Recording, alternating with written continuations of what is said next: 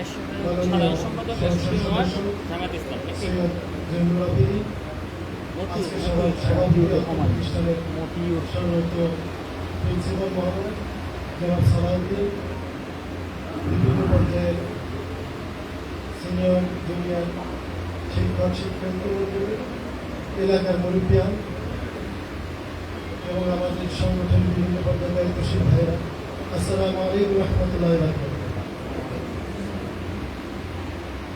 মাহে রমজানের তাৎপর্য বিষয়ে কিছুক্ষণ আগে আমরা অত্র বিদ্যালয়ের সিনিয়র শিক্ষকের কাছে অত্যন্ত চমৎকার আলোচনা শুনছিলাম। আসলে মাহে রমজানটা আমাদের জন্য এসেছে প্রশিক্ষণের মাস হিসেবে। এই মাস থেকে আমরা প্রশিক্ষণ নেব এবং বাকি 11টা মাস সে অনুযায়ী নিজেদেরকে পরিচালিত করব।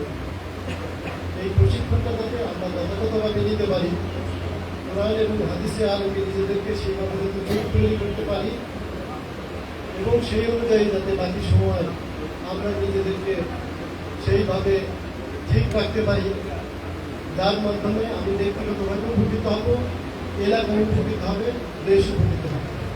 সম্মানিত উপস্থিতি, কাজে আসুন রমজানের এই শিক্ষাকে ধারণ করে ব্যক্তি পরিশুদ্ধ সহ সমাজকে পরিশুদ্ধের দিকে সম্মিলিতভাবে নিয়ে যাওয়ার মাধ্যমে আজকে এই রমজান যাতে আমার জীবনের একটা মৌলিক ভূমিকা পালন করে, এই আহ্বান রেখে আমি আমার কথা শেষ করছি। আসসালামু আলাইকুম রহমতুল্লাহ।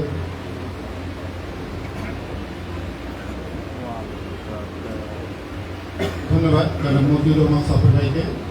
এ পর্যায়ে বক্তব্য উপস্থাপন করার জন্য বিনীতভাবে অনুরোধ করছি মাননীয় এমপি মহোদয় পিএস জনাব মোহাম্মদ আব্দুল রহিম জীবন ভাইকে। বক্তব্য রাখবেন জনাব মোহাম্মদ আব্দুল রহিম জীবন পিএস, মাননীয় সংসদ সদস্য।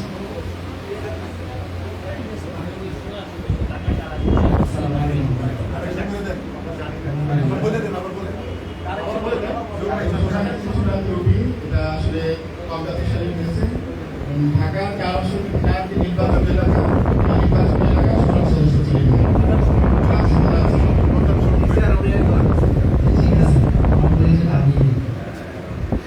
আমি আব্দুল রহিম জীবন, বাংলাদেশ জামাত ইসলামী ঢাকা মহানগরী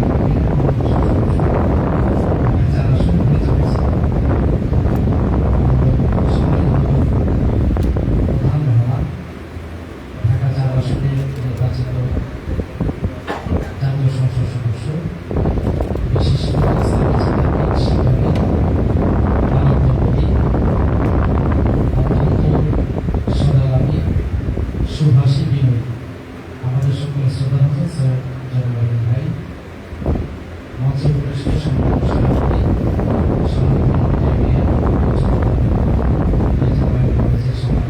আমি একটা শিক্ষার কথা বলবো, সেটা হচ্ছে এই যে আমরা একটা বসে আছি, আমরা কে বোঝানা আর কে বোঝানা না, এটা ফাইন্ড আউট করা খুব কঠিন। আমি যদি এখন দাবি করি করা, এই যে আমরা আল্লাহর ভয়ে মিথ্যা কথা বলি না, চুগলখড়ি করি না, আমরা আল্লাহর ভয়ে সুদ ঘুষ পর্দাপর্শিদা এই বিষয়গুলো নজর রাখি, ঠিক আল্লাহ তাআলা এই একটা মাসের এই প্র্যাকটিসটা বাকি 11টা মাসও দেখতে চান। ওই সময়টা কিন্তু আমরা এই প্র্যাকটিসটা আসলে করতে চাই না। আবার যে ভয়টা আমরা ইফতার পর্যন্ত করি, এই ভয়টা কিন্তু আল্লাহ তাআলা 24 ঘন্টা করতে বলেন। কোনো অফিসারের কাছে শোনা যায় যে তারা টাকা, ঘোষের টাকা নাকি দিনের বেলা ড্রয়ারে নেয়, কয় হাতে দিয়ে না, এটা রোজা রাখছি তো ড্রয়ারে রাখেন। ইদানিং শুনি, গত বছর থেকে শুনি কোনো অফিসার নাকি বিকাশ নাম্বার দেয়, হ্যাঁ বুঝেন না রোজার মাস, বিকাশে দিয়ে দেন। তার মানে উনি আল্লাহর ভয় শিখছে, কিন্তু এই আল্লাহর ভয়ের ইমপ্লিমেন্টটা শিখে নাই, প্রয়োগটা, ব্যবহারটা শিখে নাই। আমরা বাংলাদেশ জামাত ইসলামী লোকরা মানুষকে একটু তার ব্রেনটা স্টর্মিং করতে চাই, ব্রেনটাকে পরিচ্ছন্ন করতে চাই। আমি কোনো মানুষের কাছে ভোট চাই নাই যে দাঁড়িপাল্লায় ভোট দেন। একজন লোকের সাথে দীর্ঘ সময় কথা বলছি, উনি বলে যে ভাই ভোট তো চাইলেন না। আমি বলছি না, আমি তো আপনার কাছে ভোট চাইতে আসিনি, আমি আপনার মধ্যে একটা প্রেরণা সৃষ্টি করতে আসছি যে গ্লোবাল ভিলেজের যুগে সারা বিশ্ব কিভাবে চলে, আমরা কিভাবে চলছি। ইহুদি খ্রিস্টান রাষ্ট্রের যারা ধারক বাহক এমপি মন্ত্রী তারা কিভাবে চলে আর বাংলাদেশ কিভাবে চলছে। আমি আপনাকে শিখাতে চাচ্ছি যে মানুষ শুধু টাকার আমানত না, অর্থের আমানত না, কথার আমানত না, ভোটও যে একটা আমানত। আমি আপনাকে এই মেসেজ দিতে আসছি। এই মেসেজের আলোকে যদি আপনি মনে করেন যে ভোটটা একটা সৎ, যোগ্য, ইনসাফের জায়গায় দেওয়া দরকার, দিবেন। আর যদি আপনি এটা বুঝতে না পারেন তাহলে আপনি দিবেন না, আমিও ব্যর্থ, আমি আপনাকে বুঝতে সক্ষম হই নাই। এরপর আমাদের একজন দায়িত্বশীল বলতেন যে 16 চাষে মূলা, তার অর্ধেক তুলা, তার অর্ধেক ধান, বিনা চাষে পান। অর্থাৎ একটা মানুষের কাছে যদি 16 বার যান তাহলে সেই মানুষটা মোটামুটি আপনার প্রতিভা হায়েস্ট হবে। তা আমি যে দোকান থেকে মাল কিনতাম ওই দোকানদারকে একটু মাঝে মাঝে বলতাম দাঁড়িপাল্লা ভোটের কথা। উনি আবার অন্যপন্থী, তো উনি বলছে স্যার মালামাল খান, আসা যাওয়া করেন, টাকা পয়সা দেন, ঠিক আছে, কিন্তু স্যার ভোট কিন্তু দিব না। আমি স্যার ঠিক আছে দিয়েন না, কিন্তু আমি আপনাকে খুব ভালোবাসি, তো এই জন্য আপনার আমানতটা একটু সংরক্ষণ করতে চাই। এভাবে প্রায় সময় বলতাম। মোটামুটি আমার মনে হয় 11-12 বার বলা হয়েছে। এরপরে ভোটের ঠিক 2 দিন আগে উনি হাসি দিয়ে বলেছে স্যার আর বলা লাগবে না, আমি এবার চিন্তা করছি ভোট আপনাদেরকে দিব। তা আমি বলছি যাক তাহলে আমি সফল। তো প্রিয় ভাই এবং বোনেরা, সম্মানিত শ্রদ্ধাভাজন শিক্ষক শিক্ষিকা মণ্ডলী, আমাদের প্রধান মেহমান বক্তব্য রাখবেন। আমি আপনাদেরকে একটা বিষয় এভাবে বলতে চাই, আমরা এই দুনিয়ায় কেউ চিরদিনের জন্য আসিনি। আমি অনেক সময় এভাবে বলি যে একটা মাইকিং আমার জীবনের সব শেষ। যেমন আমি এখান থেকে উঠে চলে যাব, এরপরে হয়তো আমি রোড অ্যাক্সিডেন্ট বা এনিওয়ে দুনিয়া ছেড়ে চলে যাব, মসজিদে একটা ঘোষণা হবে আব্দুর রহিম জীবন ইন্তেকাল করেছে, তার জানাজা মাগরিবে হবে। এই একটা মাইকিংয়ের অপেক্ষায় আমরা সবাই আছি। আমাদের জবাবদিহির একটা জায়গা আছে। পরিষ্কারভাবে জেনে রাখবেন, আমাদের কাছে ঢাকা 4 100% আমানত। 1 টাকা কোনো রকম তসরুফ হবে না, কোথাও কোনো রকম কোনো জোয়াচুরি বাটপারি হবে না ইনশাআল্লাহ। আমাদের এমপি মহোদয় ভালো একটা চাকরি করতেন সোশ্যাল ইসলামী ব্যাংকে, উনি ছিলেন ভাইস প্রেসিডেন্ট। ঢাকা 4 আপনাকে এমপি নমিনেশন দেওয়া হলো। উনি আমাদের কাছে এসে বলেন যে ভাই এই অবস্থা, আমি কি করব। আমরা বলছি কোনো অসুবিধা নাই, আপনি মেনে নেন, আর আমরা সবাই মিলে আপনার জন্য ঝাঁপিয়ে পড়ব ইনশাআল্লাহ। অন্যান্য দলে দেখেন এমপি নমিনেশনের জন্য কি অবস্থা, এই ইতিহাস আপনাদের জানা আছে, আমি এগুলো বলতে চাচ্ছি না। কিন্তু আমরা এখান থেকে শিক্ষা নেই না।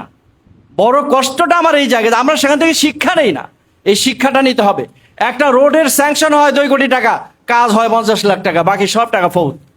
এই যে একটা অবস্থা যুগ যুগ ধরে আমাদের এই রাষ্ট্রের মধ্যে চলছে, বাংলাদেশ জামাত ইসলামী একদল চমৎকার, সুন্দর, শালীন এবং দেশপ্রেমিক নায়ক তৈরি করেছে। এরা যদি এই রাষ্ট্র ক্ষমতা ঠিকমতো ব্যবহার করতে পারে, রাষ্ট্রের একটা পরিবর্তন হবে। এবার সেটা হয়েছিল, আমরা মানুষদেরকে দেখেছি, আপনারাও দেখেছেন, এই যে ট্রেনে, লঞ্চে, বাসে মিছিল করতে করতে তারা গিয়ে ভোট দিয়েছে, কিন্তু ইঞ্জিনিয়ারিং এর কবলে আমরা পড়ে গেছি। কারণ আমরা সোজা সাপটা মানুষ, সহজ সরল মানুষ। এই ঢাকা 4 আমরা রাত্র 9টায় ফলাফল কমপ্লিট।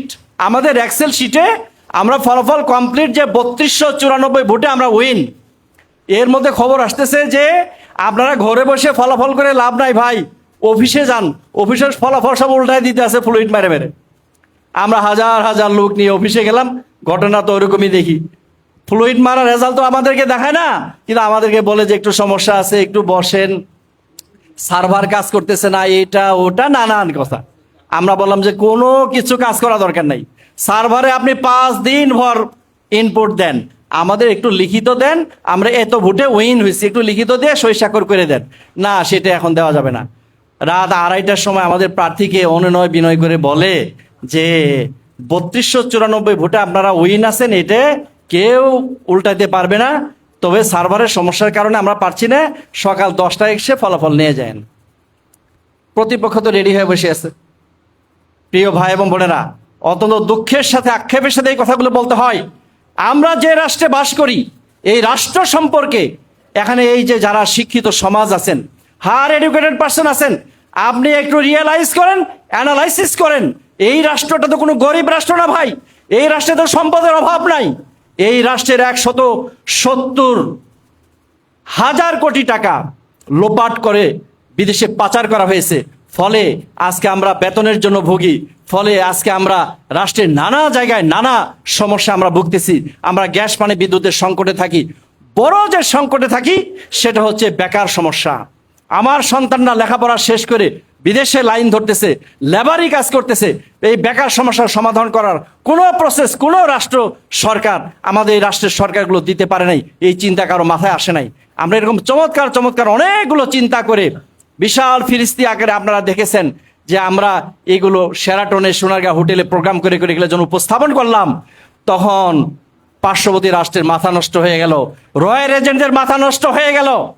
আমাদের দেশে যারা পাচাটা গোলাম, যারা আধিপত্যবাদ কায়েম করতে চায়, তাদের মাথা নষ্ট হয়ে গেল যে এদের হাতে যদি ক্ষমতা যায়, দেশ যদি ডেভেলপ হয়, বিশ্বের দরবারে বাংলাদেশ আবার উন্নত রাষ্ট্র হিসেবে দাঁড়িয়ে যায়, তাহলে তো তাদের উপর ডমিনেট করা যাবে না। ফলে তারা ইঞ্জিনিয়ারিং করে আমাদের উপরে এরকম একটা অবস্থা চাপাই দিচ্ছে। এই জন্য আপনাদেরকে আমি বলবো, প্রত্যেকটা সুনাগরিক আমরা দেশ নিয়ে চিন্তা করতে হবে, দেশের কল্যাণ নিয়ে চিন্তা করতে হবে, দেশের পরিবর্তন নিয়ে চিন্তা করতে হবে। এই জন্য আমরা যারা যেখানেই আছি সেখানে যদি আমরা দায়িত্বশীল ভূমিকা পালন করি, তাহলে আমাদের দেশ অবশ্যই একটি ভালো রাষ্ট্র হিসেবে আমরা গঠন করতে পারবো ইনশাল্লাহ। ঢাকা 4কে নিয়ে আমাদের প্রার্থীর অনেক স্বপ্ন আছে, উনি বলবেন। আমি আপনাদেরকে বলবো, আমরা যে যেখানেই আছি সেখান থেকেই একটু দায়িত্বশীল ভূমিকা পালন করব। আমরা যদি খালি একটা সমস্যা নিয়েই এটাকে বড় আকারে উপস্থাপন করি, তাহলে কিন্তু আমাদের সমস্যা বাড়তে থাকবে। আমরা যদি প্রত্যেকে একটু দায়িত্বশীল ভূমিকা রাখি, তাহলে আমার মনে হয় ঢাকা 4কে আমরা তৈরি করতে পারবো আমাদের মনের মতো করে ইনশাল্লাহ। সবাইকে আন্তরিক ধন্যবাদ, মোবারকবাদ আমাকে সুযোগ দেওয়ার জন্য। প্রিন্সিপাল স্যারকে অন্তত মোবারকবাদ জানাই, স্যারকে অতিরিক্ত ধন্যবাদ। প্রায় 5 দিন যাবত উনি আমার পিছনে লেগে আছে যে এমপি সাহেবকে আনতে হবে, দিতে হবে। আমি বলছি স্যার লেগে থাকা লাগবে না। উনি বলে যে স্টেজে কতগুলো চেয়ার রাখা লাগবে। আমি বলছি ওই এমপি আপনি পান নাই, মাত্র 3-4টে চেয়ার রাখেন, আমাদের সাথে অত লোকারণ্য হবে না, ওই টেনশন আপনার করা লাগবে না। কি খাওয়াবে এই নিয়ে আমি বলছি কোনো কিছু খাওয়াও লাগবে না। প্রোগ্রাম উনি চাইছিল 5টায়, মানে শেষ করে ইফতার খাওয়াবে। আমি বলছি না, প্রোগ্রাম 2:30টায় শেষ করে আপনারা ইফতার খাবেন, আমরা চলে যাবো। তো এটা কেমন হয়? না, এটাই হয়, এটাই আমরা দেখাই দিতে চাই। এই জন্য প্রিয় ভাই এবং বোনেরা, সম্মানিত শ্রদ্ধাভাজন উপস্থিতি, আমি এই আবেদনটুকু রাখবো, আমরা প্রত্যেকেই যেন একটু দায়িত্বশীল ভূমিকা রাখি, দায়িত্বশীল আচরণ করি, সবার প্রতি আমরা নজর রাখি, তাহলেই আমরা ঢাকা 4কে গঠন করতে পারবো ইনশাল্লাহ। সবাইকে আন্তরিক ধন্যবাদ, মোবারকবাদ। সুবহানাকাল্লাহুম্মা বিহামদিকা আশহাদু আল্লা ইলাহা ইল্লা আনতা আস্তাগফিরুকা ওয়া আতুবু ইলাইক। আসসালামু আলাইকুম। আমাদের প্রধান অতিথি বক্তব্যের পূর্বে আমাদের আরেকজন ভাই জনাব Sadat Hossain Helal, senior vice president Bangladesh standard Bangladesh limited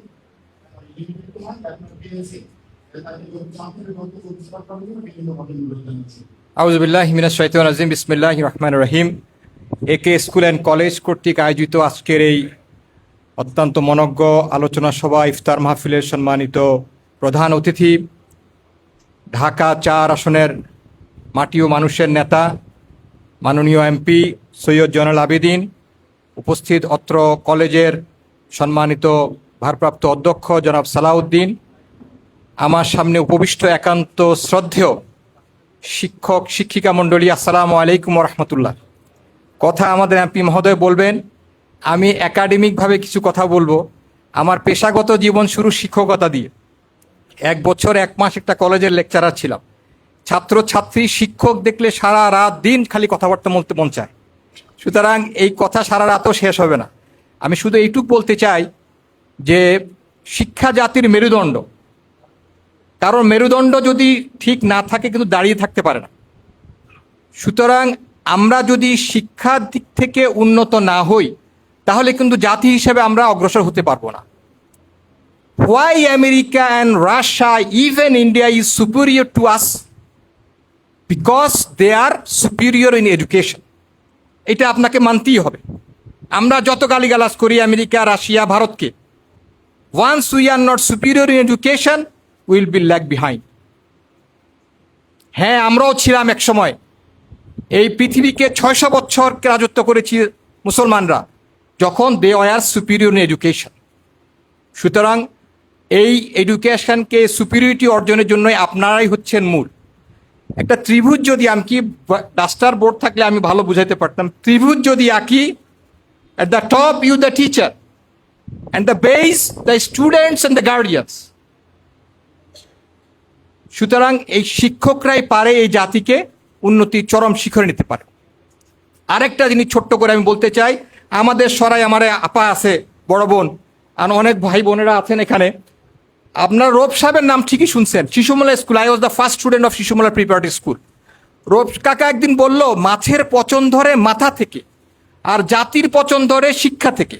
আমি বাজারে যাইতাম, আমার আব্বা 100 টাকা দিত, আমি বাজার মাছ টাছ আমিই কিনতাম, কিন্তু এই কথা কখনো চিন্তা করি নাই যে মাছের পচন মাথা থেকে ধরে, আর মাথাটা যদি পচে আপনি যদি লেজটা খাবেন, নো, ওই পুরা মাছটাই শেষ। তাহলে কাকার এই কথাটা যে জাতির পচন ধরে শিক্ষা থেকে। এবার টিচারদের, ছাত্র শিক্ষক দিয়ে টিচারদের ব্যাপারে বলি। ঢাকা ইউনিভার্সিটির স্টুডেন্ট অনেকেই আছেন নিশ্চয়ই এখানে। আমরা আর্টস বিল্ডিংয়ে ছিলাম, কমার্স ফ্যাকাল্টি যারা এখানে আছেন, আমাদের অনার্স শেষ করতে 7 বছর 8 বছর লেগেছে। কমার্স ফ্যাকাল্টি যারা আছেন 4 বছরের কোর্স 3.5 বছরে পাস করেছেন। What is the miracle? ওখানে কোনো হরতাল হলে, বন্ধ পড়লে ওই টিচাররা শুক্রবার শনিবার পরীক্ষা নিয়েছে। সুতরাং you are the main component of education and building a nation. আমি বলবো, সুতরাং ছাত্র এবং শিক্ষক এর ভিতরে সমন্বয় করে আমাদের এই জাতিকে উন্নত করতে আমরা এগিয়ে যাব। আমি I was in London for 1.5 year। আমি লেখাপড়া করতে গিয়েছিলাম ওখানে দেখেছি। আর ওই কথাগুলো একটু টিচারদের সাথে রিলেটেড বা অন্যদের সাথে রিলেটেড আরও কিছু কথা, সেটা আরেক সময় যদি সুযোগ হয় আমি বলবো ইনশাল্লাহ। আমাদের মাইন্ড সেট আপ আর ওদের mind set up, attitude, we should change it. আমাদের জীবন ভাই যে কথাটা বললো যে আমরা কি জন্য এসছি, আমরা পেট ভর্তি করতে আসি নাই, আমাদের মানুষের সেবার জন্য আসছি। আমরা বাবা মারা বলছি, এটা গার্ডিয়ান রিলেটেড কথা আপনাদেরও জন্য। বাবা মারা আমরা স্টুডেন্টদেরকে বলি, এই পড়তে বস, তোর জন্য আমার জীবনটা শেষ, এত লেখাপড়া, এত টাকা পয়সা খরচ করতেছি, এটা বলি তো আমরা। We dictate. The same thing is a British mother or father is saying, বাবা চলো পড়তে যাই, মা চলো পড়তে যাই, same thing, approach is different. ও মনে করতেছে সাইকোলজিক্যালি আমার বাবাও তো পড়তে যাচ্ছে বা মাও তো পড়তে যাচ্ছে, so I should go to do it. এই মাইন্ড সেট আপ, সুতরাং আপনাদের মাইন্ড সেট আপ চেঞ্জ করে ফেলতে হবে। আজকে আমরা এমপি পেয়েছি, আমরা ধমক দেওয়ার এমপি পাই নাই, আমরা জনবান্ধব এমপি পেয়েছি, আমাদের মনের কথা শোনার এমপি পেয়েছি আমরা। এই শিক্ষা প্রতিষ্ঠান যদি আমরা উন্নত করতে পারি, বাংলাদেশের ভিতরে অন্যতম শ্রেষ্ঠ শিক্ষা প্রতিষ্ঠান একে স্কুল অ্যান্ড কলেজ, এটা নিয়ে আমরা গর্ব করি ইনশাআল্লাহ।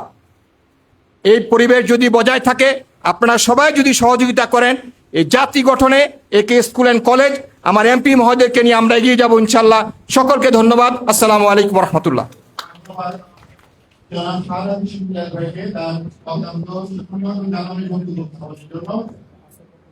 সর্বদা ঐক্য, ইনসাফ, দক্ষতা ও কর্মসংস্থানকে আদরি এবং দুর্নীতি, ফ্যাসিবাদ, আধিপত্যবাদ, বেকারত্ব ও কাদাবাজিকে না বলি।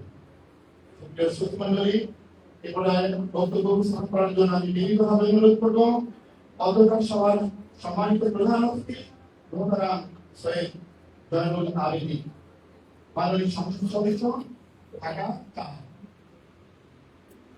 আসসালামু আলাইকুম ওয়া রাহমাতুল্লাহি ওয়া বারাকাতুহু।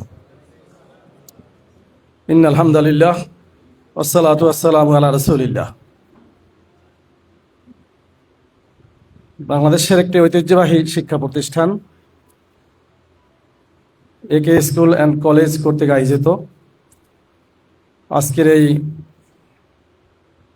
আলোচনা সভার ইফতার মাহফিলের সম্মানিত সভাপতি, অত্র প্রতিষ্ঠানের ভারপ্রাপ্ত প্রিন্সিপাল জনাব মোহাম্মদ সালাউদ্দিন, উপস্থিত আছেন অত্র প্রতিষ্ঠানেরই শিফট ইনচার্জ বিন্দু, শিক্ষক শিক্ষিকা মণ্ডলী, উপস্থিত বিভিন্ন পর্যায়ের দায়িত্বশীল বিন্দু, বিশিষ্ট ব্যক্তিবর্গ, আমার প্রাণপ্রিয় সুধী মণ্ডলী। আমি একে স্কুল কর্তৃপক্ষকে ধন্যবাদ জানাচ্ছি যে এই রমাদান মাসেও অত্যন্ত কষ্ট করে, আমার জানা মতে শিক্ষা প্রতিষ্ঠান বন্ধ, এই বন্ধের ভিতরে আমাদের এই শিক্ষক শিক্ষিকা মণ্ডলীকে কষ্ট দিয়ে এই সময় এখানে নিয়ে আসছেন। বিশেষ করে যারা বোনেরা আছেন তাদের জন্য কষ্ট, কারণ এই রমাদানের দিনে তাদের অনেক রান্নাবান্নার কাজ আছে, ইফতার তৈরি করতে হবে, ছেলেমেয়েরা আছে। এই জন্য আমি আপনাদের প্রতি কৃতজ্ঞতা জ্ঞাপন করছি। পাশাপাশি আমার কথা সংক্ষিপ্ত করব, কারণ যে আলোচনা এখানে এসেছে এই একই আলোচনা যদি করি তাহলে এটা খুব একটা ফলদায়ক হবে না বা প্রয়োজন আছে বলে মনে করি না। তো আলোচনা যেগুলা এসেছে আমি ওই আলোচনার সাথে একমত পোষণ করে আমি আমার আলোচনা সংক্ষেপ করার জন্য চেষ্টা করব ইনশাআল্লাহ।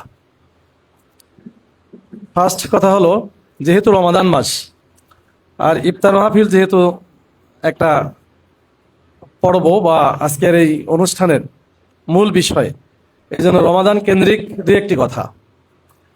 রমাদান আল্লাহর পক্ষ থেকে দেওয়া একটা বিরাট নেয়ামত।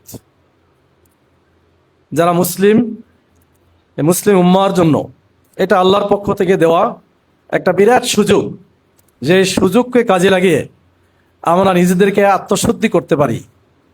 যেহেতু এই রমাদানের উদ্দেশ্য হচ্ছে লাআল্লাকুম তাত্তাকুন, তাকওয়া অর্জন করা। তাকওয়ার ব্যাখ্যায় না গিয়ে যদি বলবো যে আসলে নিজেকে পরিশুদ্ধ করা, তাজকিয়ায়ে নাফস, এটাও রমাদানের অন্যতম একটা উদ্দেশ্য।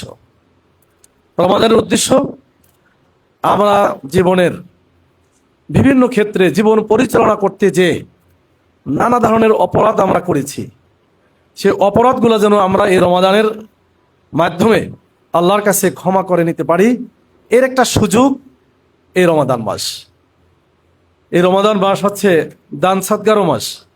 এখানে যারা উপস্থিত আছেন আমি আপনাদের কাছে অনুরোধ রাখবো, আপনাদের যাদের সামর্থ্য আছে, তারা আপনার প্রতিবেশী যারা অসহায় গরিব, আপনার আত্মীয় স্বজন যদি এরকম থেকে থাকে তাহলে তাদের দিকে একটু হাত বাড়িয়ে দেবেন, তাদেরকে কিছু সহযোগিতা করবেন।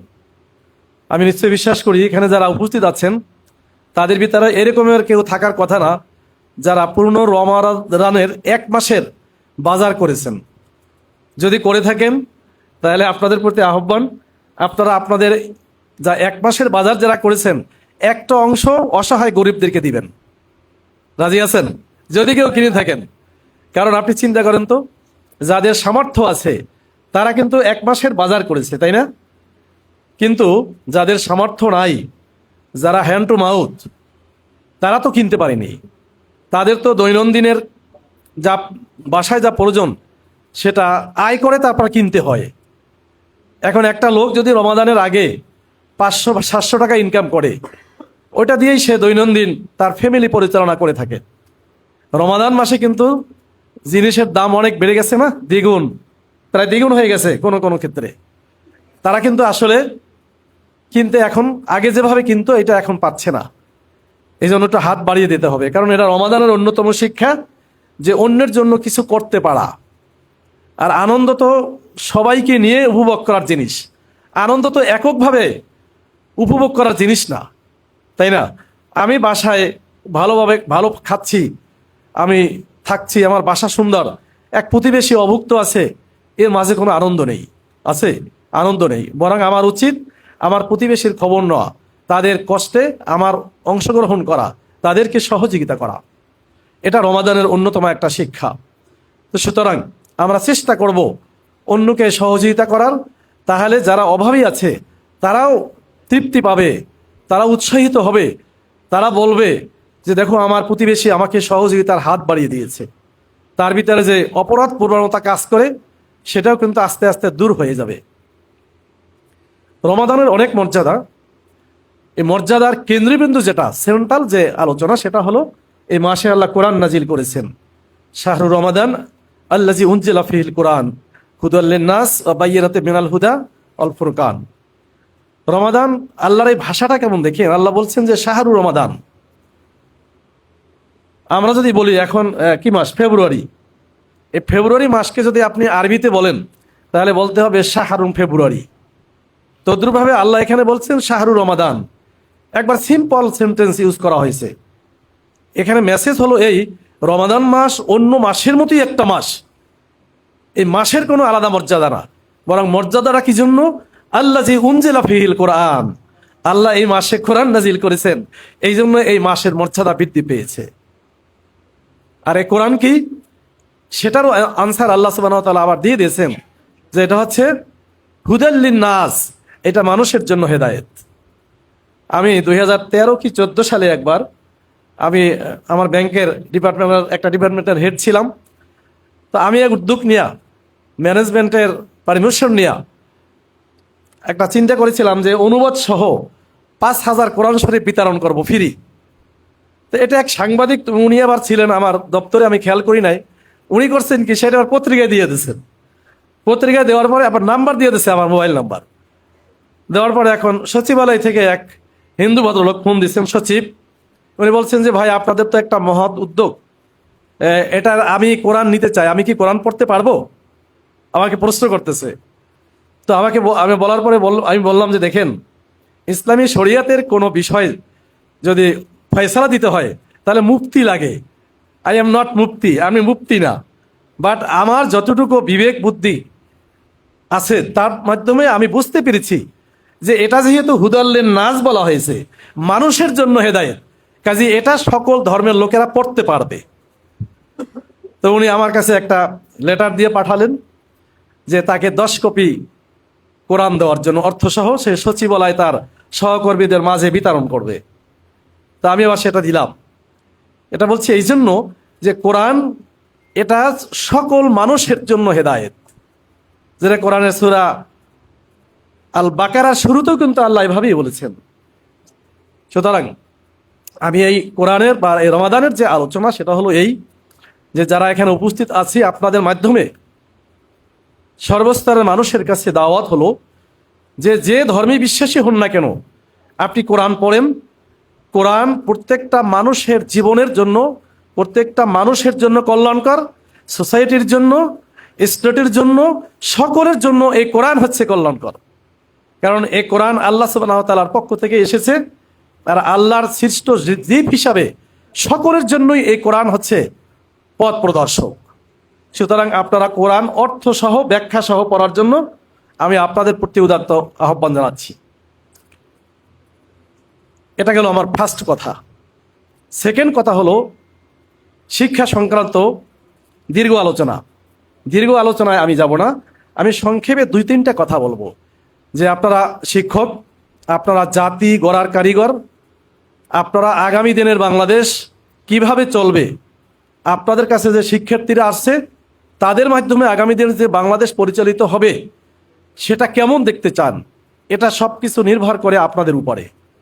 এই কথাটা যত বাস্তব, এই কথাটা যত মুখে উচ্চারিত হয়, আমাদের সমাজে বিভিন্ন দায়িত্বশীলদের মুখ থেকে, রাষ্ট্রের বিভিন্ন দায়িত্বশীল পর্যায়ের লোক থেকে বলা হয় যে শিক্ষা হচ্ছে জাতির মেরুদণ্ড। কিন্তু এই কথা বলাটা যত সহজ, যতটা না বলা হচ্ছে, কিন্তু এটাকে ইমপ্লিমেন্ট করা, তার বাস্তব অনুশীলন ততটা হচ্ছে না। কারণ দুঃখজনক হলেও বলতে হচ্ছে যে আমরা দেখছি বাংলাদেশের শিক্ষা নিয়েও কি হচ্ছে, ব্যবসা হয়, শিক্ষা নিয়ে বাণিজ্য হচ্ছে। আমি একবার নির্বাচনে প্রার্থী হওয়ার পরেই মাস 3 আগে আমি ওই যে শিক্ষা ভবন আছে না, ওইখান থেকে যাচ্ছিলাম। তো আমার সাথে একজন লোক, তিনি বলতেছিলেন যে স্যার ওইদিকে তাকান। আমি তাকালাম, তখন লেখা দেখলাম যে শিক্ষা অধিদপ্তর সম্ভবত নামটা। তাই বললাম তাই ভালো জায়গা, কয় না এটা হচ্ছে দুনিয়ার সবচেয়ে খারাপ, বাংলাদেশের সবচেয়ে খারাপ জায়গা। আমি তার মানে এখানে সবচেয়ে বেশি দুর্নীতি হয়। অর্থাৎ একজন সাধারণ পাবলিকের মানে শিক্ষা সংক্রান্ত বা শিক্ষা মন্ত্রণালয় বা শিক্ষা অধিদপ্তর, শিক্ষা প্রতিষ্ঠান সম্পর্কে তাদের কাছে কি মেসেজ, এটা আনফর্চুনেটলি এটা খুবই একটা দুঃখজনক কথা। আমি একবারে ডিপে যাব না, আমি শুধু আপনাদের কাছে অনুরোধ রাখতে চাচ্ছি। আল্লাহ রাসূলের একটা হাদিস হচ্ছে যে কুল্লুকুম রাঈন ওয়া কুল্লুকুম মাসউলুন আন রাইয়াতিহি, তোমরা প্রত্যেকেই দায়িত্বশীল, তোমাদের প্রত্যেকেরই দায়িত্বের ব্যাপারে জবাবদিহি করতে হবে।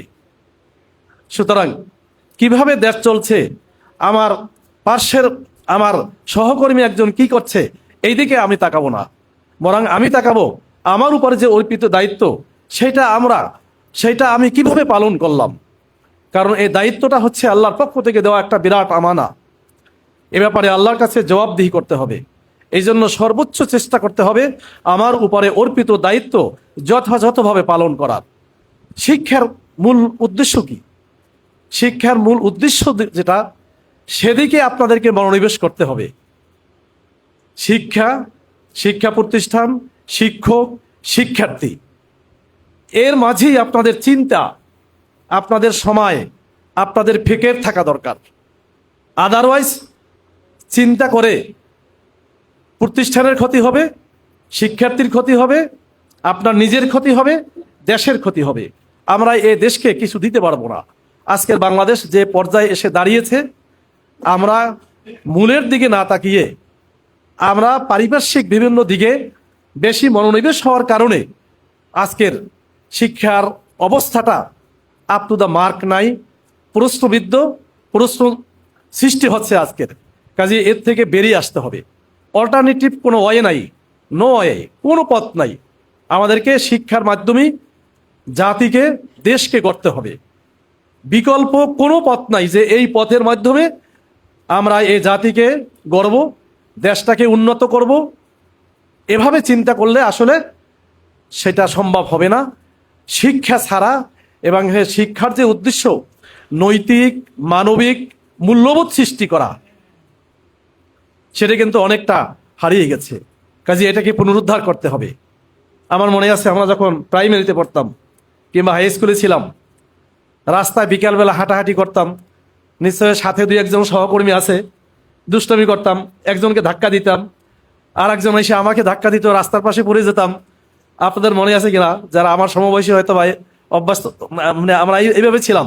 এটা ছিল নিছক একটা আনন্দ, এনজয়, তাই না?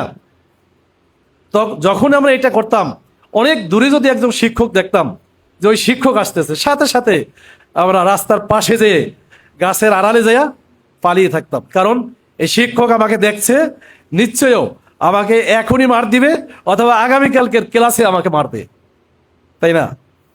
কি একটা শ্রদ্ধাবোধ ছিল, কি একটা ভক্তি ছিল।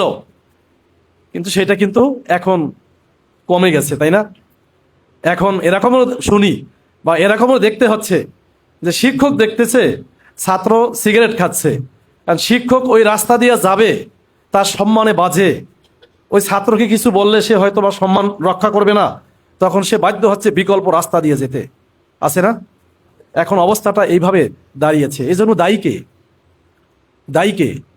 ওই শিক্ষার্থী দায়ী? আমি ওই শিক্ষার্থীকে দায়ী করতে রাজি না।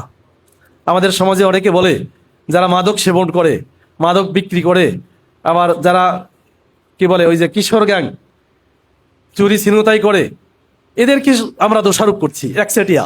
আমি এদেরকে দোষারোপ করছি না। আমি নির্বাচন কেন্দ্রিক যে আলোচনা সেখানেও বলেছি, আমি এখনো বলবো, এদেরকে পুরোপুরি দোষারোপ করে লাভ নাই। কারণ এদেরকে পথ দেখানোর জন্য যারা দায়িত্বশীল ছিল তারা সঠিক পথ দেখায়নি। রাষ্ট্রের যে দায়িত্ব ছিল, রাষ্ট্রের যে ভূমিকা পালন করার কথা ছিল, সেটা রাষ্ট্রও পালন করেনি, যার প্রভাব, নেগেটিভ প্রভাব এসে রুট লেভেলে পর্যন্ত পড়েছে।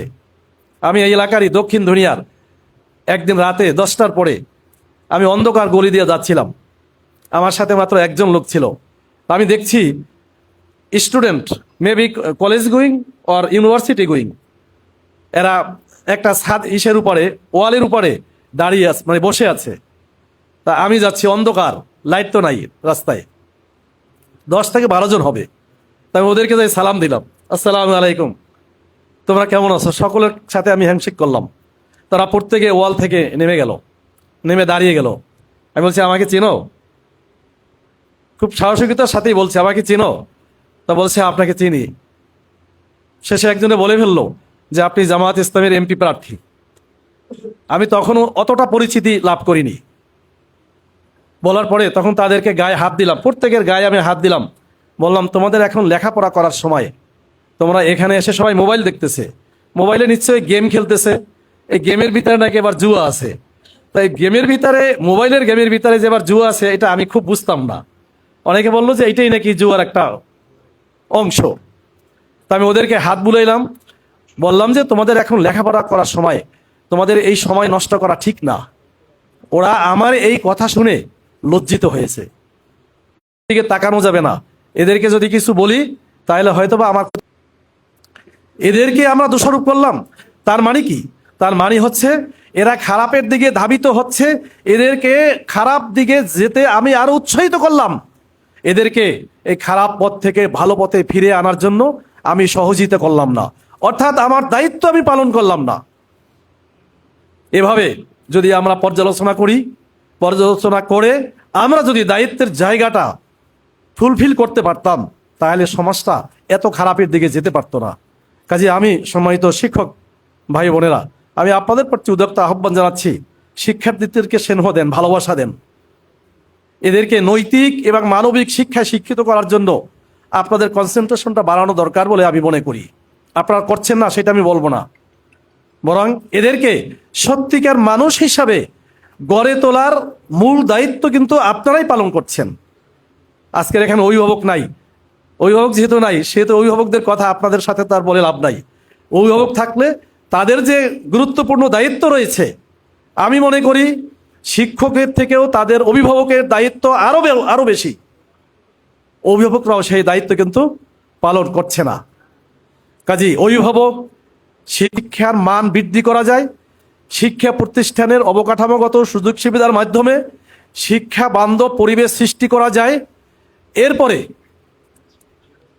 আপনার অভিভাবক যারা আছে তাদেরকে নিয়েও আপনাদের কাজ আছে, তাদেরকেও আপনারা কিছু দায়িত্ব দিয়ে দেবেন যে আপনাদের সন্তানদের উপরে আপনাদের এই দায়িত্ব এটা পালন করবেন। যারা আমরা ব্যাংকার, আমি তো এখনো মাঝে মাঝে বলে ফেলি আমি ব্যাংকার, আসলে তো এখন ব্যাংকার না, অবসর প্রাপ্ত ব্যাংকার। 19 জুন পর্যন্ত ব্যাংকার ছিলাম 2026-এর, এখন আমি রিটায়ারমেন্ট আছি আর কি। তো যাই হোক, আমাদেরকে আমরা সবসময় বলতাম যে আমরা যারা ব্যাংকিং করি, গ্রাহকের সহযোগিতা ছাড়া আমরা শরিয়া কমপ্লায়েন্স করে কিংবা ব্যাংকের নিয়ম কানুন সুচারুরূপে পরিপালন করা সম্ভব না, বাস্তবিক পক্ষে সম্ভব না। একজন গ্রাহক যদি ফাঁকি দেয়, নানা ওয়ে আছে, বিভিন্ন ধরনের পথ আছে ফাঁকি দেওয়া যায়, বুঝতে পারছেন? এই জন্য আপনাদেরও যে উপর অর্পিত যে দায়িত্ব সেটা পালন করার জন্য অভিভাবকদের সহযোগিতা নেবেন, বেশি বেশি তাদের সাথে এক্সচেঞ্জ ভিউজ করবেন, তাদের উপরে দায়িত্ব দিয়ে দেবেন। এভাবে যদি আমরা করি তাহলে আমাদের হারানো ঐতিহ্য যেটা সেটা ফিরে আনা সম্ভব হবে। একে স্কুলের বেশ নাম ছিল এক সময়, এখনও যে নাম নাই তা না, এখনও আছে। আজকের যে রেজাল্টের কথা আমরা শুনলাম সেটা আমাদেরকে উৎসাহিত করেছে যে এই ধারাবাহিকতা যদি অব্যাহত থাকে তাহলে একে স্কুল ঢাকার ভিতরে নাম করা স্কুল কয়েকটা স্কুলের ভিতরে অন্যতম। আমি জানতাম, আমি 89 থেকে এই অঞ্চলে বসবাস করি, আমার মেয়েও এই স্কুলের ছাত্রী, বড় মেয়ে। তা আমরা সেই ভালো স্কুল হিসেবেই কিন্তু এখানে সে লেখাপড়া করেছে। তা আমরা জানতাম যে ঢাকাতে নাম করা 10টা স্কুলের ভিতরে অন্যতম একটা স্কুল হচ্ছে একে স্কুল।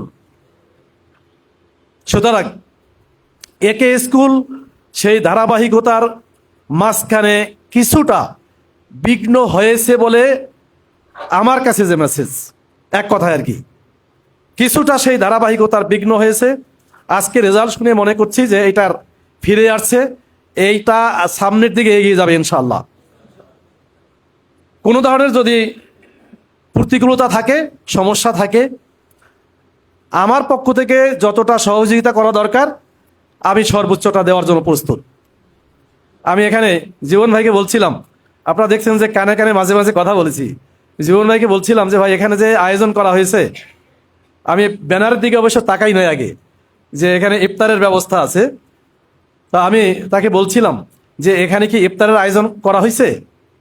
সে বলছে যে করছে পর বলছে, আমি বলছি করছে মানে তাহলে প্রতিষ্ঠান করছে, তো এটা তো করা দরকার ছিল আমাদের পক্ষ থেকে। প্রতিষ্ঠান যে করলো, প্রতিষ্ঠান টাকা পেল কোথায়? That is the question. আমার প্রশ্ন ছিল জীবন ভাইয়ের কাছে যে প্রতিষ্ঠান যে আয়োজন করেছে, খরচ করবে, প্রতিষ্ঠানের আমি ঠিক জানি না যে এরকম আলাদা কোনো খাত আছে কিনা, খরচ করার কোনো মানে নিয়ম আছে কিনা, থেকে থাকলে সেটা ভিন্ন। কিন্তু আমার দাবি ছিল যে এটা যেহেতু আমি আসতেছি, কাজে আমাদের যে সংগঠন আছে জামায়াত ইসলামী, সেই সংগঠন থেকে আমাদের এলাকার দায়িত্বশীল নওশাদ আলম ফারুক ভাই, তার পক্ষ থেকে এই ইফতারের আয়োজনটা হইলে আমি খুশি হইতাম, তাহলে ভালো হতে বলে আমি মনে করি। আমাদেরকে, আমি সহ আমাদেরকে এভাবেই আপনারা পাবেন। আমি আমার ভাইদেরকে বলেছি যে যে কোনো শিক্ষা প্রতিষ্ঠানে যাবেন, পকেটে বিস্কিট নিয়ে যাবেন, শিক্ষার্থীদের মানে শিক্ষকদের উদ্দেশ্যে, আপনার নিজের জন্য, ওখানের যেন টাকা খরচ করতে না হয়। এভাবে আমরা অভ্যস্ত হয়ে গেছি আলহামদুলিল্লাহ। কাজী আপনারা যে কোনো ধরনের সমস্যার কথা, প্রতিকূলতার কথা আপনারা খোলা মনে বলবেন। আমাদের সর্বোচ্চটা দিয়া সব ধরনের অন্যায় আবদার, অন্যায় কোনো কার্যক্রম, সেটাকে আমরা প্রতিহত করার জন্য আমাদের সর্বোচ্চ শক্তি দেওয়ার জন্য আমরা প্রস্তুত। এ ব্যাপারে আমাদের কোনো দুর্বলতা থাকবে না, কোনো আনুকূল্য থাকবে না, কোনো ধরনের অন্যায়কে আমরা প্রশ্রয় দেব না ইনশাআল্লাহ। জামায়াত ইসলামী 1941 সালে প্রতিষ্ঠা হয়েছে। প্রতিষ্ঠা লগ্ন থেকে জামায়াত ইসলামীর যে টার্গেট, সেটা হচ্ছে সব ধরনের জুলুমের বিরুদ্ধে ন্যায়ের পক্ষে, সব ধরনের জুলুম সমাজ থেকে উৎখাত করে ন্যায় প্রতিষ্ঠা করা। এই লক্ষ্য উদ্দেশ্যটা জামায়াত ইসলামীর না, এটা আল্লাহর নির্দেশ। আল্লাহ বলছেন তা'মুরুনা বিল মারুফ ওয়া তানহাউনা আনিল মুনকার। সমাজে সকল ভালো জিনিসের, ভালো কাজের আঞ্জাম দিতে হবে, আর সমাজ থেকে সব ধরনের খারাপ কাজকে কি করতে হবে? দূরীভূত করতে হবে, উৎখাত করতে হবে। এই টার্গেট নিয়েই বাংলাদেশ জামায়াত ইসলামী প্রতিষ্ঠা হয়েছে 1941 সালে। এরই ধারাবাহিকতায় আমরা এই জমিনে কাজ করে যাচ্ছি। আমাদের কাজ নিয়ে নানা ধরনের মিথ্যাচার আছে, অপপ্রচার আছে, যেগুলো আপনারা দীর্ঘদিন পর্যন্ত শুনে আসছেন। যাই হোক, এ বিষয়ে আর আলোচনা না করে চলবে, কারণ আপনারা 5ই আগস্টের বিপ্লবোত্তর যে বাংলাদেশ, সে বাংলাদেশের আপনারা দেখেছেন বাংলাদেশ জামায়াত ইসলামী এবং ইসলামী ছাত্র শিবির তাদের কি ভূমিকা, আমরা কিভাবে কাজ করি, সমাজকে নিয়ে আমরা কি ভাবি, কিভাবে মানুষের পাশে আমরা দাঁড়ানোর চেষ্টা করি। আমরা এই 2026-এর 12ই ফেব্রুয়ারি যে নির্বাচন হয়েছে, সেই নির্বাচনের আমাদের এদেশের জনগণের একটা প্রত্যাশার জায়গা সৃষ্টি হয়েছিল, যেটা আমরা সারা বাংলাদেশের আমিরে জামাত সহ আমাদের নেতৃবৃন্দ সফর করে পর্যালোচনা করে যারা দেখেছেন যে হয়তোবা এদেশের মানুষ চাচ্ছে পরিবর্তন, আর সেই পরিবর্তনের তীর বাংলাদেশ জামায়াতে ইসলামীর দিকেই দিচ্ছে। এই জন্য আমরা প্রস্তুতি নিয়েছিলাম, একটা কম্প্রিহেনসিভ একটা ইস্তেহার আমরা তুলে ধরেছিলাম জাতির সামনে। আপনারা জানি না সেই ইস্তেহারটা দেখছেন কিনা, যে আমাদের পরিকল্পনা দেখেছেন কিনা। বাংলাদেশ হচ্ছে এমন একটা দেশ, ছোট্ট একটা দেশ, আমরা শুধু শুনি অভাব অভাব আর অভাব। নো, কোনো অভাব নাই, সম্পদে ভরপুর একটি দেশ, আল্লাহ নেয়ামতে পরিপূর্ণ একটা দেশ হচ্ছে বাংলাদেশ। এই জন্য আমির জামাত বলছিলেন, এই সম্পদগুলোকে আমরা কিভাবে ব্যবহার করে বাংলাদেশের দারিদ্র্য মুক্ত করব এবং একটা উন্নত পরিচ্ছন্ন বাংলাদেশ উপহার দিব, সেটা আমির জামাত তুলে ধরছিলেন। এবং তিনি বারবার বলছিলেন যে এবার যদি আমরা নির্বাচিত হই, সরকার গঠন করতে পারি, 2টি বছরের ভিতরে দৃশ্যমান কিছু করতে না পারলে আমরা দায়িত্ব থেকে চলে যাব। আর 5 বছর যদি আমরা ক্ষমতায় থাকতে পারি, তাহলে বাংলাদেশ হবে দুনিয়ার ভিতরে একটি উন্নত পরিচ্ছন্ন নগরী, যেটা দেখে দুনিয়ার অন্য অন্য রাষ্ট্র ঈর্ষা করবে যে দুর্নীতিগ্রস্ত একটা রাষ্ট্র কিভাবে উন্নত রাষ্ট্রে পরিণত হলো। এই সম্পদ জামায়াত ইসলামী কি অন্য দেশ থেকে ধার করে আনবে? না, বাংলাদেশই আছে, সম্পদে ভরপুর, অভাব নেই, সব ধরনের রিসোর্স আল্লাহ সুবহানাহু ওয়া তাআলা এই জমিনে দিয়েছেন। আমাদের জমিন উর্বর, আমাদের আছে পানি সম্পদ, মৎস্য সম্পদ, পাহাড় সম্পদ, আমাদের আছে বন সম্পদ, এইভাবে সম্পদে ভরপুর। আমি 2003 সালে চায়না গিয়েছিলাম, হংকং হয়ে চায়না। হংকংয়ে যাওয়ার পরে হংকংয়ে প্রায় 3 ঘন্টা ছিলাম, থাকার পরে ঘুরতেছিলাম, তার একটা নদীর ওই পারে মানে একটা ছোট্ট একটা পাহাড়টাকে খুব সুন্দর করে ডিজাইন করেছে, সাজিয়েছে। আমি বলছিলাম যে হাতে যদি সময় থাকে একটু উপর থেকে ঘুরে আসি। তো ওখানে লোকাল যে লোক, তিনি বলছিলেন যে ওই যে দেখছেন ওইটা আসলে কোনো পাহাড় না, ওটা একটা উঁচা টিলার মতো ছিল, ওটাকে পরিকল্পিতভাবে পর্যটন এরিয়া হিসাবে তৈরি করা হয়েছে এবং ওখানে কোটি কোটি ডলার ইনকাম করা হয়। আর আমাদের দেশের পাহাড় হচ্ছে বিপদ। কি বিপদ? ওর আশেপাশে যাওয়া যায় না, ওর পাশ দিয়ে হাঁটতে গেলে আপনাকে মানে খুব সতর্কতার সাথে হাঁটতে হবে, ভয় লাগে। আর মাঝে মাঝে যারা অসহায় গরিব তারা পাহাড়ের নিচে বসবাস করে, কোনোভাবে ঘর তুলে বসবাস করে। বর্ষার কালে কি হয়, মাঝে মাঝে আপনারা দেখেন, প্রতি বছরই দেখেন যে পাহাড় ধসে এত কয়জন লোক মারা গেছে, পরিবারের সকলে মারা গেছে, তাই না? কি সম্পদ আল্লাহ দিলেন, আর সেই সম্পদ আমাদের জন্য হয়ে গেছে অভিশাপ। চিন্তা করছেন? এভাবে পরিকল্পনা নেওয়া হয়েছিল। আমরা চেষ্টা করব, আমরা যারা সংসদ সদস্য হিসাবে নির্বাচিত হয়েছি, বিষয়গুলা তুলে ধরার জন্য। বর্তমান প্রধানমন্ত্রী তারেক জিয়া তিনি ভালো ভালো ফর্মুলা দিচ্ছেন, তিনি ইতিহাস গড়ার জন্য মানুষের সাথে বলছেন, আমরা সহযোগিতা করব। কারণ আমাদের ক্ষমতা মুখ্য উদ্দেশ্য না, আমাদের উদ্দেশ্য হচ্ছে মানুষের কল্যাণ, দেশের উন্নতি, মানুষের মুক্তি, আমাদের এটা মূল টার্গেট। কারণ দায়িত্বটা হচ্ছে একটা আমানত, যে আমানতের ব্যাপারে আল্লাহর কাছে জবাব দিতে হবে, এই অনুভূতি আমাদের আছে। আমরা মানুষের জন্য, মানবতার জন্য, দেশের জন্যই দায়িত্ব নেওয়ার জন্য প্রস্তুত ছিলাম। তো আমাদের যতটুকু দায়িত্ব এসেছে এইটা যেন আমরা হক আদায় করে পালন করতে পারি, এই জন্য আপনাদের কাছে দোয়া প্রার্থনা করছি। আমি ঢাকা 4-এ নির্বাচিত হয়েছি, এক্ষেত্রে আপনাদের যে সার্বিক সহযোগিতা, দোয়া, পরামর্শ, এটা আমাদের পাথেও আগামী দিনেও আমাদের যে কোনো কাজের ক্ষেত্রে আপনাদের পরামর্শ, দোয়া নিয়ে আমরা আপনাদের সহযোগিতার মাধ্যমেই এগিয়ে যাব ইনশাল্লাহ। ঢাকা 4-কে যেহেতু আমাদের দায়িত্ব ঢাকা 4, এই জন্য ঢাকা 4-কে আমরা আমাদের মতো করে সাজাবো।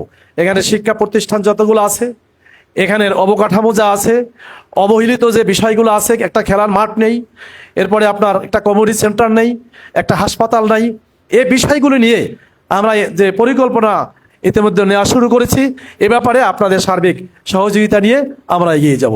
আর একটা বিষয় আমাদের জিরো টলারেন্স, যেটা আমরা বারবার বলে আসছি, যে সন্ত্রাস, দুর্নীতি, চাঁদাবাজি, মাদক, ইফটিজিং, কিশোর গ্যাং, এটা যেখানেই আমরা দেখব সেখানেই আমরা প্রতিরোধ গড়ে তুলব।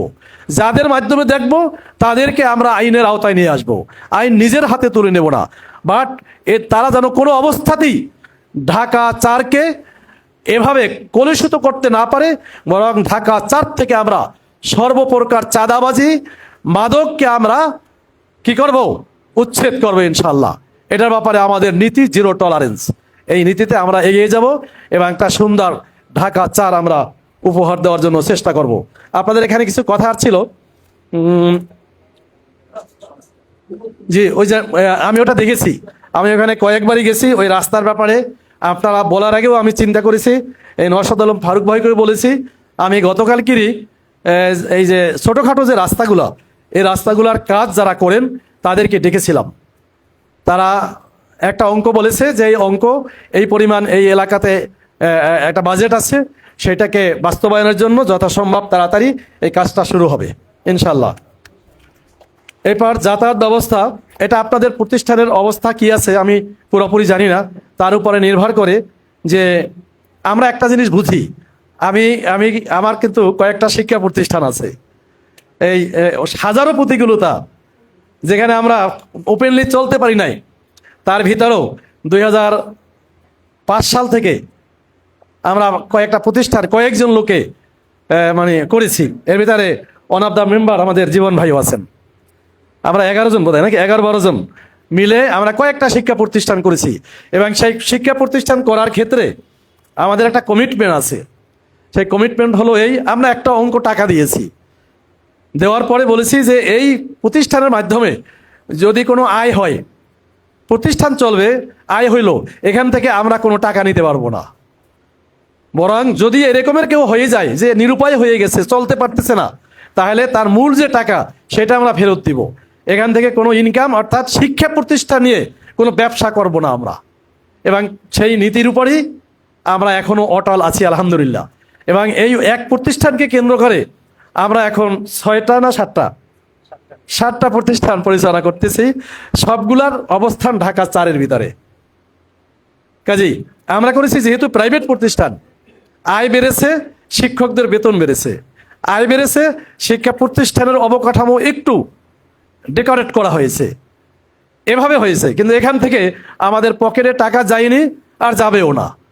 এবং আমরা যদি মারা যাই, আমাদের জেনারেশন যারা থাকবে তাদের জন্য একই নসিহা যে এখান থেকে কোনো ইনকাম করা যাবে না। এভাবে আমরা শিক্ষা প্রতিষ্ঠান চালিয়ে যাচ্ছি। এখন এক শিক্ষা প্রতিষ্ঠানেরও ক্ষেত্রে একই কথা, টাকা আছে সেটা ব্যবহার হবে না, অ্যাকাউন্টে থাকবে, আমি জানি না আছে কি না, হ্যাঁ, সেইটার ব্যবহার হবে না এমনটি না, বরং সেইটার ভালো কাজে ব্যবহার হবে, যাতে করে শিক্ষক, শিক্ষার্থী, শিক্ষা প্রতিষ্ঠান সকলের জন্য সেটা কাজে দেয়, কল্যাণকর হয়, তাই না? এরকম যদি কোনো ফান্ড থাকে তাহলে সেক্ষেত্রে গাড়ির যাতায়াতের ব্যবস্থার জন্য চিন্তা করা যেতে পারে।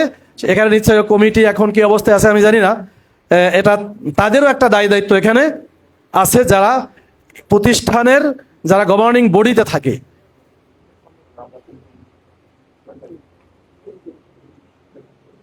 যে শাখা অনুমোদন, এটা বোধহয় আইনগত একটা বিষয় আমি যতটুকু জানি, এটার উপরে আমার খুব বেশি স্টাডি নাই, তবে আমি জানি যে এটা বোধহয় আইনগত কোনো বিষয় আছে, যে এটা সিদ্ধান্ত রাষ্ট্র কর্তৃপক্ষকে নিতে হবে, এরকম কিছু হবে। যে ধোলাইপাড় যে স্টাড, এটার ব্যাপারে আমাদের গতকালকেই তো বোধহয় গতকালকের কথা হয়েছে, পর্যায়ক্রমে এগুলা ব্যাপারে আমরা ব্যবস্থা নিব। তবে একই সাথে আমাদের ব্যাপার মানে এভাবে আমাদেরকে আমরা চিন্তা করেছি যে যারা ব্যবসা করতেছে তাদেরকে বিকল্প কি করা যায় সেটা আমরা দেখব, কারণ মানবিক বাংলাদেশ করতে হবে তো, তাই না? তাদের যদি কোনো অল্টারনেটিভ ওয়ে না থাকে, দীর্ঘদিন পর্যন্ত চলে আসছে, তার থেকে হঠাৎ করে বন্ধ করে দিলে তারা মারাত্মক ক্ষতিগ্রস্ত হবে। এই জন্য অল্টারনেটিভ ওয়েও তাদেরকে দেখাতে হবে।